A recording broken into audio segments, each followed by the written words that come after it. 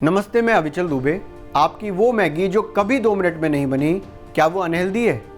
अगर घर में मम्मी की बात को माने तो हमेशा से ही है, लेकिन अब इसको लेकर ज़रूरी डिटेल भी सामने आ गई है।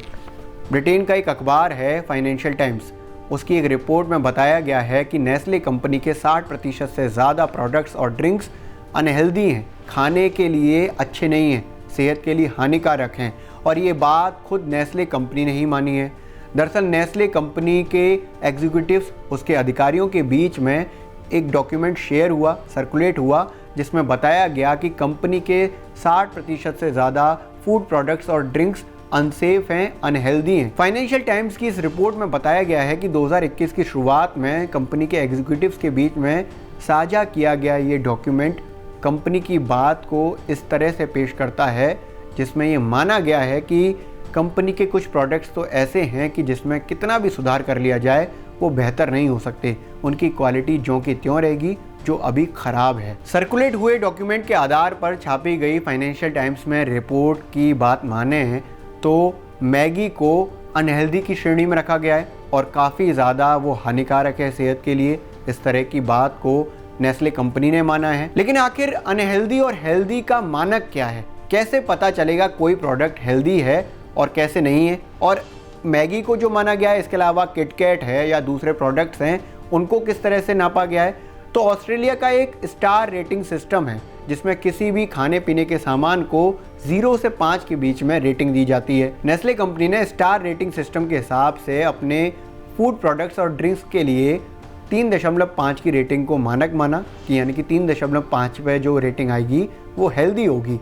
लेकिन 60% से ज़्यादा ऐसे प्रोडक्ट्स निकले जो 3.5 रेटिंग भी हासिल नहीं कर पाए। केवल 37% ऐसा सामान था जिसे 3.5 या उससे ज़्यादा की रेटिंग मिली, बाकी उससे कम पर ही रह गए।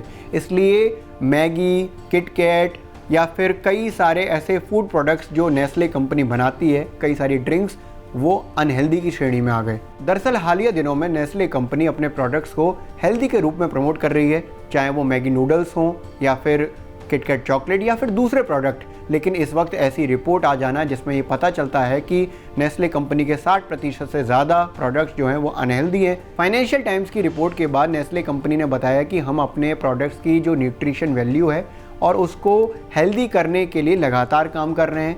हम कोशिश कर रहे हैं कि हम अपनी स्ट्रेटजीज़ में बदलाव करें, उन्हें अपडेट करें। हमारे प्रोडक्ट का जो पोर्टफोलियो है वो न्यूट्रिशनल वैल्यूज़ को ध्यान में रखते हुए आगे के लिए काम कर रहा है। बीते 20 सालों में हमने अपने फूड प्रोडक्ट्स में शुगर और सोडियम को काफ़ी कम कर दिया है। 7 सालों में ये सिर्फ 14-15% ही रह गया है। ये कोई पहली बार नहीं है जब मैगी को अनहेल्दी बताया गया है।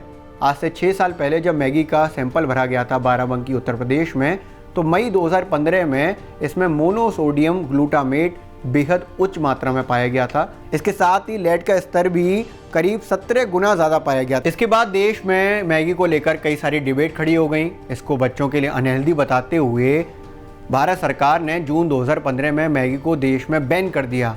और बाद में कहानी ये हुई कि नेस्ले कंपनी ने अपने सारे मैगी प्रोडक्ट को रिकॉल किया। 320 करोड़ रुपए के सामान को एक सीमेंट फैक्ट्री में नेस्ले ने जलवाया। इस जलवाने के लिए इस नेस्ले को 20 करोड़ रुपए पे करने पड़े। इसके साथ ही भारत सरकार ने मैगी में मोनोसोडियम ग्लूटामेट और लेड की मात्रा अधिक होने के कारण नेस्ले कंपनी पर 640 करोड़ रुपए का जुर्माना लगाया।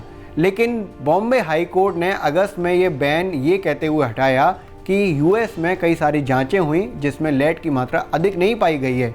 नवंबर 2015 में देश में मैगी ने फिर से वापसी करी। बीते 20 सालों में अगर कोई फूड प्रोडक्ट भारत में सबसे ज़्यादा पॉपुलर हुआ है, कोई फास्ट फूड सबसे ज़्यादा लोगों की ज़ुबान पर आया है, तो वो मैगी ही है। लेकिन मैगी को लेकर तमाम विवाद बीते 20 सालों में लगातार बने रहे, चाहे मैगी के मैदा प्रोडक्ट होने की बात हो, चाहे इसमें लेड के ज़्यादा होने की बात सामने आई हो।